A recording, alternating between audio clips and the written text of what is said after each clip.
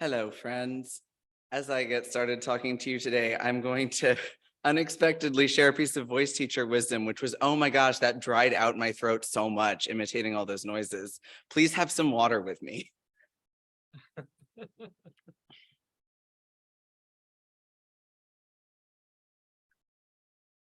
So today I'm taking my music hat that I always wear in church here and making it a little bit bigger. And I'm going to tell you a story that starts with my training as a musician.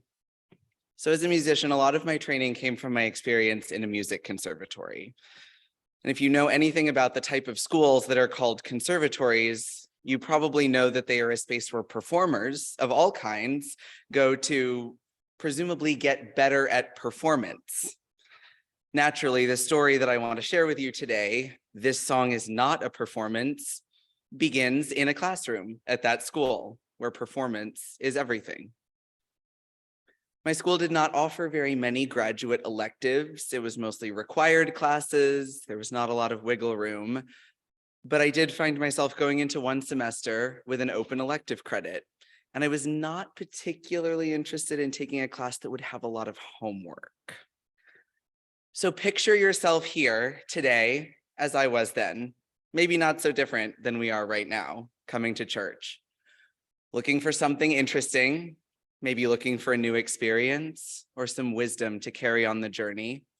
And most importantly, not too much homework.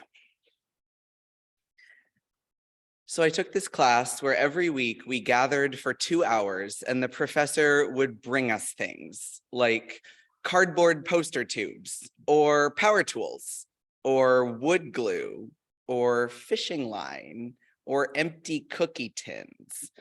And we would receive some guidance or some examples of what we could create that would become a musical instrument out of these objects. We could get assistance with especially the power tools and the wood glue if we needed it, but mostly we were figuring it out as we went along. And so if you tried to glue something and then it fell loose, look at that, you learned something.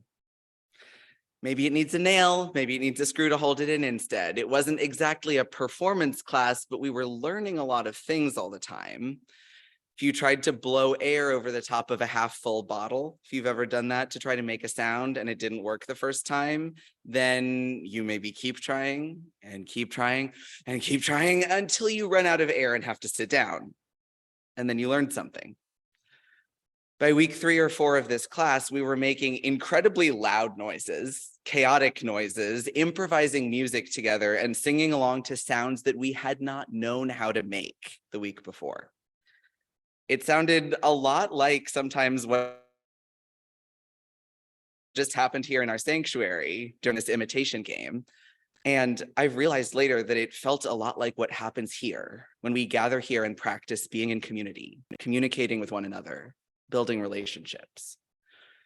This creative process of learning how to make something that has never existed before is a process that might involve making some weird sounds, making some totally failed attempts, and making, in the case of the wood glue, some really spectacular messes that teach us more about where we're going than any tidy solution could. And so every day, 4 years later, I'm still doing the homework from that class. When I was thinking about this service and thinking about our community at First Parish, I thought about the words that we share in our welcome every week. We here at First Parish aren't perfect, and we don't expect you to be either. Here we strive for authenticity and connection. So things that you might associate with musical performances, like sitting quietly, knowing when to clap, hoping that nobody messes up, are already things that we practice not doing every week when we gather together. And so music in worship is this chance for us to peel off the layers of fear or concern that can take over when we might actually want to be brave and make new sounds. It's this process where we find ourselves and we see one another in new and unexpected ways.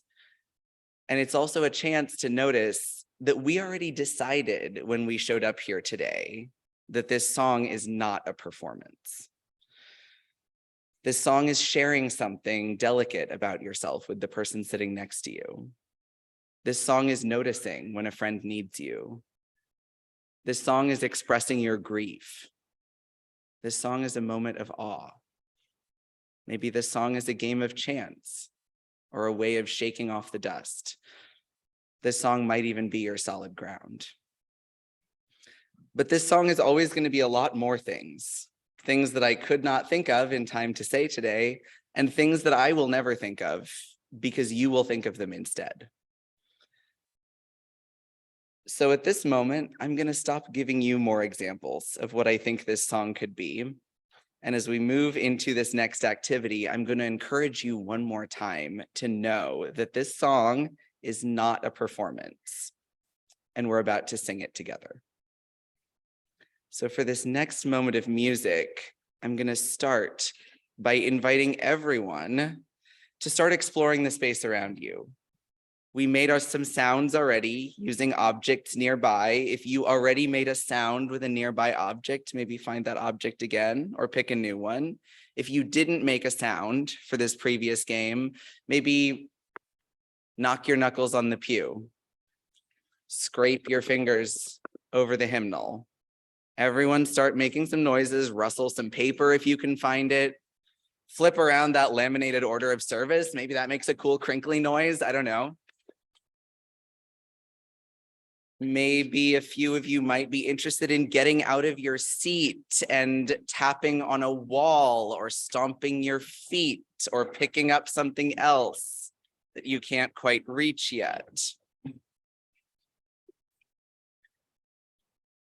We're rehearsing. We're not ready for a performance.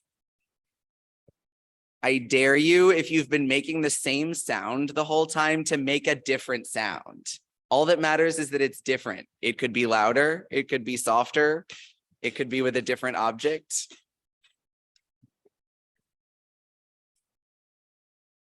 If you've always wanted to sit in a different seat, you could find a different seat right now. You can have it for a minute or for 10 minutes or for the entire next month. And so we are now going to form an ensemble playing and singing this song. So if you found your noise, if you found your very favorite noise, and maybe you found a backup noise in case you want to change it partway through, we are going to sing Blue Boat Home, and I want you to make your noise as part of your experience. Are you ready?